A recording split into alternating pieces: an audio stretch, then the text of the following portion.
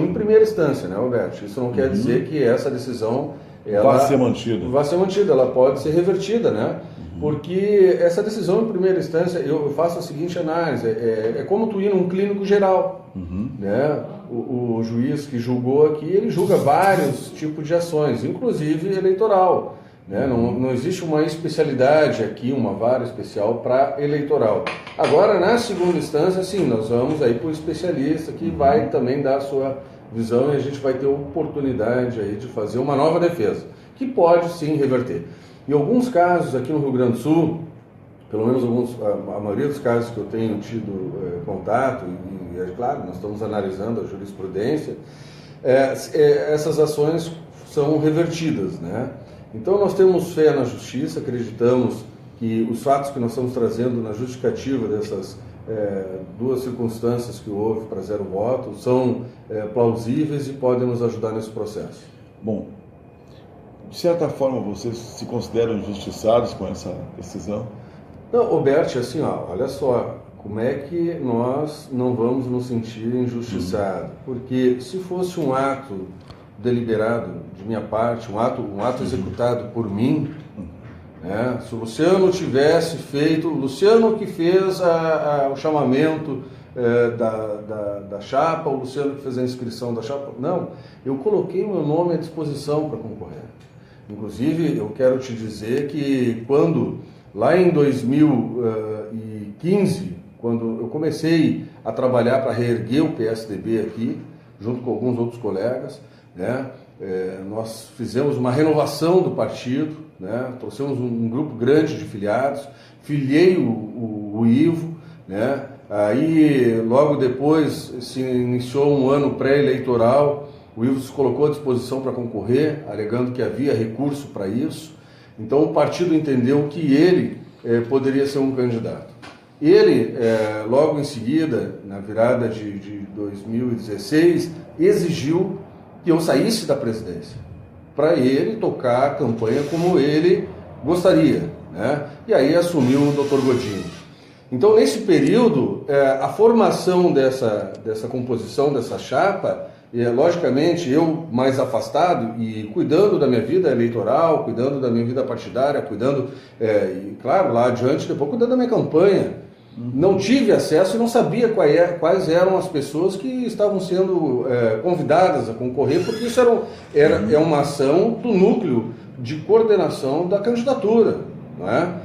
Então, quando eu fiquei sabendo que havia essa ação, para mim foi uma surpresa. E acredito que para os outros vereadores também, e para os outros candidatos, né? A gente só soube que essas duas candidatas não fizeram voto depois das eleições. Ok? Depois das eleições. Então, para nós, para mim, particularmente, foi muito desagradável isso, e logicamente eu me sinto injustiçado. Se eu tivesse lá na coordenação, fosse responsável por essa questão, bom, eu sou responsável, vou lá, assumo, não, olha, cometi uma falha, eu não cometi, não esperava, porque tem outra coisa, né, Roberto? E aí nós temos que avaliar o ser humano, né? Tu vai lá, o que tu quer, o que tu espera de um candidato? Voto. Porque só com um voto que a gente vai conseguir fazer uma bancada na Câmara de Vereadores. Então, nenhum de nós que estava concorrendo esperava que essas candidatas não fossem fazer voto. Logicamente que não, e nem o partido. Agora, o que ocorreu, o transcurso dessa questão de dar o nome à disposição e depois efetivamente fazer campanha ou não fazer campanha, o que ocorreu aí, eu não sabia, a gente não sabe, porque eu estou cuidando do que? Da minha campanha, das pessoas que estão ao meu lado, eu estou tentando convencer das minhas ideias, enfim, quem já concorreu sabe como funciona, né? Então, se a gente se sente um pouco injustiçado, claro, né? Infelizmente a justiça tem essa questão da cota. Eu digo de certa forma por quê? Porque o que ocorre? A justiça entende que está penalizando o partido e que o mandato é do partido. Isso. Mas, por outro lado, como você diz, cada vereador cuida da sua campanha, cada candidato, né? Vai saber que alguém... Como é que tu vai ser responsável pelas ações de uma... por exemplo, qual é a responsabilidade que eu tenho sobre essas candidatas? Veja, né? Então, assim, a gente não tem né? E nem, eu acredito que nem o partido, mas nem o partido talvez esperasse. Soubesse, né? Que o... Né? Porque... Se a gente soubesse, vamos lá, a questão da cota era conhecida, todo mundo sabia já, desde a eleição anterior, né? Desde que se fez a lei das cotas, agora não me lembro o número, a gente sabia a proporcionalidade. Não, quando tu vai fazer o registro de candidatura, né, que é o DRAP, documento lá, tu tem que ter essa proporcionalidade. Então, essas senhoras, essas mulheres, a gente, claro, esperava que fosse fazer o máximo de voto possível, porque a gente precisa ter uma bancada maior, quanto maior, melhor para o governo, enfim. Então, a nossa expectativa era que, de fato, a gente tivesse aí um outro cenário. Então, o que nós vamos fazer agora?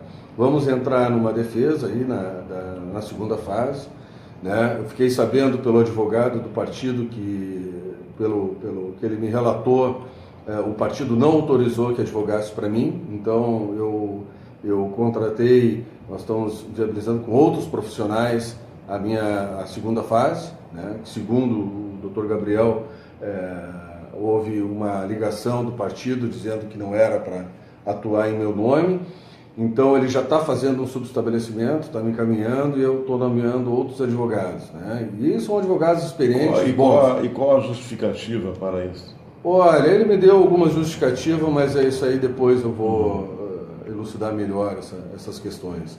Mas assim, vão atuar na minha defesa o Dr. Ferraz.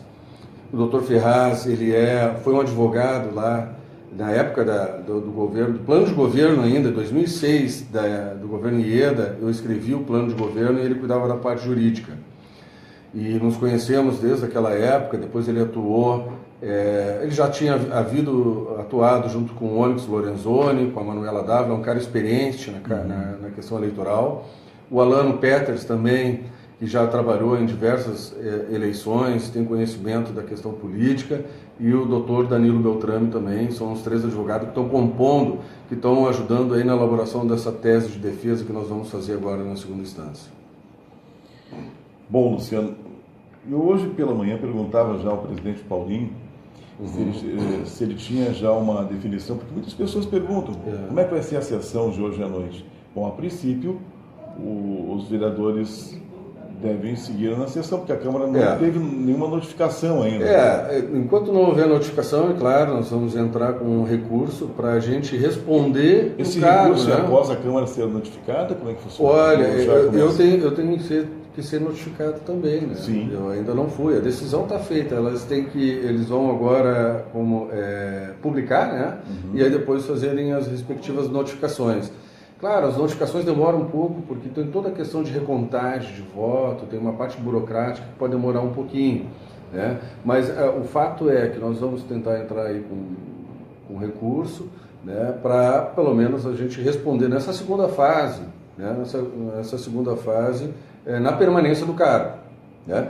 Então, Roberto, o que eu quero também dizer para a população que muitos não sabem, né? Aí ouve na rua assim, o vereador foi cassado, e sabe que o cenário político nacional ele está muito conturbado, né? Existem suspeitas de tudo que é lado, a corrupção no Brasil, enfim, todas essas questões deixam os eleitores, os cidadãos sempre com dúvidas, né? Mas o que eu quero dizer é o seguinte, essa ação que nós sofremos foi uma ação em virtude dos atos partidários, tá? No registro da candidatura.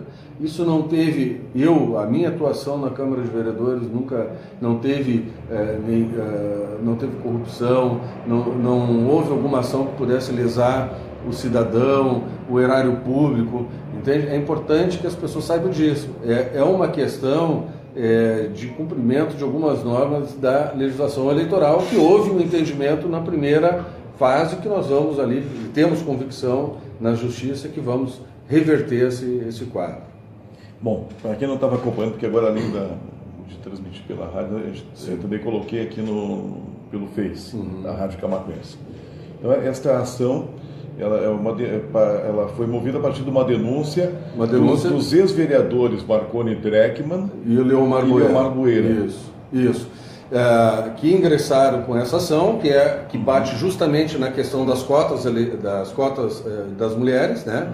Que 1/3 dos candidatos tem que ser mulher.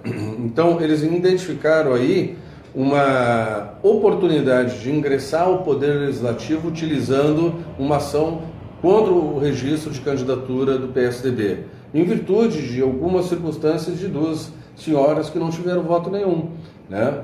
Então, claro, nós fizemos toda a nossa defesa, nós temos toda uma defesa realizada, mas o juiz, em primeira instância, deu esse ganho de causa para a ação desses vereadores, desses ex-vereadores. Agora, o que a gente vê, e claro, nós temos que analisar, quando se passa por uma situação dessa, nós analisamos o que acontece com outras ações semelhantes, né?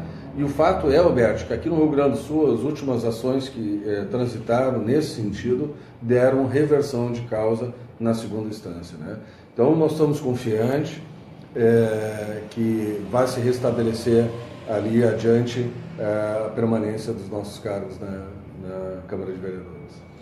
Bom, Luciano, e embora a Justiça esteja fazendo uma recontagem, a gente sabe que os beneficiados com essa cassação seriam, né, os vereadores Marconi e Dreckmann e Leomar Bueira, que, segundo você nos relata, estão eu acho que é a Carminha, né? Não, a vereadora Marivone Ramos Tavares. Isso. Então entraria um vereador do DEM, o PMDB passaria a ter 4 vereadores, e o PT teria o acréscimo da Marivone, ficaria com 2 vereadores. Né? E o PSDB perde os 3 vereadores. Pois é, isso que eu ia te perguntar. A situação do governo no legislativo está complicada. Politicamente já não está muito bom, né? A gente sabe que o cenário ali na Câmara de Vereadores não é nada tranquilo. E com essa cassação tende a piorar, né, Alberto? Tende a ficar mais acirrado. Eu vejo que para o desenvolvimento do município não seria bom. Mas a ação está aí, né? Agora cabe a nós fazer o recurso, né? Estamos trabalhando nisso, estamos formando algumas outras teses a respeito. E volto a dizer, eu tenho convicção de que a gente vai conseguir ali adiante reverter essa situação. Bem, Luciano, tem aqui o Jair Menezes que diz: este rapaz não merecia isto. Diz que é um cara trabalhador, mas quem sabe vindo aí um deputado para a região. Bom, você já disse que é pré-candidato, né, Luciano? Olha, Alberto, assim, deixa eu te dizer uma coisa. Eu tive a oportunidade de ser diretor de planejamento no Estado, eu conheço o Poder Executivo, eu fui chefe de gabinete de governador do Estado. Quando terminou o governo, eu fui para a Assembleia Legislativa, trabalhei lá com 6 deputados. Eu sei o que é CCJ, eu sei o que é plenário, reunião de líderes, mesa. Então, assim, a atividade legislativa estadual, eu conheço ela bem, posso dizer que conheço bem. Então, eu conheço tanto o Poder Executivo quanto o Poder Legislativo. Logicamente que eu vejo, eu como economista, sou mestre em economia, eu vejo que Camaquã padece muito de uma liderança estadual. Eu vou te dar um exemplo bem claro. Agora saiu, o deputado Pedro Pereira conseguiu para Canguçu a liberação do passivo da consulta popular de, se não me engano, R$700 mil para o hospital de Canguçu. Vê, olha o benefício que o deputado Pedro Pereira conseguiu para o seu município. Maravilhoso. Agora, cadê a liderança do Polo Regional de Camaquã, que tem 66 mil habitantes, 52 mil eleitores, que é o 32º maior colégio eleitoral do Rio Grande do Sul? Canguçu tem o que, acho, se não me engano, 10, 11 mil habitantes a menos que Camaquã. São Lourenço tem 15 mil habitantes a menos que Camaquã. E os 2 municípios aqui ao lado têm um deputado. Como é que essa sociedade não tem? Olha, as pessoas me perguntam, seguido estão me perguntando se eu vou concorrer, não vou concorrer. Eu tenho que definir isso, minha vida político-partidária. Eu sei que quando o Ivo ganhou as eleições aqui, ele trouxe para dentro da sede partidária o gabinete do deputado Pedro Pereira, né? Eu não sei o que o PSDB aparentemente não quer lançar e eu acho que vai promover lideranças de outros municípios. Eu não concordo com isso. Eu acho que um município como Camaquã merece uma liderança regional para trazer desenvolvimento para cá. Chega de apostar nas lideranças de outros lugares. Nós temos que apostar nas nossas lideranças. Camaquã tem condições. Roberto, olha só, o deputado lá na Assembleia Legislativa que entrou com menos votos, sabe quantos votos entrou? 9 mil votos. Nós temos, se não me engano, 19 deputados abaixo de 35 mil votos. 35 mil votos. Camaquã tem 52 mil votos. 52 mil votos. Vamos pensar o seguinte, o Jaburu, quando foi candidato de Camaquã, para o Camaquã, ele fez, ao total, quase 17 mil votos. Ele fez 16.900. O Jaburu ficou como o primeiro suplente. Se um pouquinho mais de esforço, teria entrado. Se nós tivermos um candidato que tenha condições de navegar na classe E, D, C, B, A, que tenha condições de representar um município para trazer investimento para cá, eu acho que Camaquã tem que apostar. Tem que apostar. Esse eu acho que é o grande debate que nós vamos fazer para o ano que vem.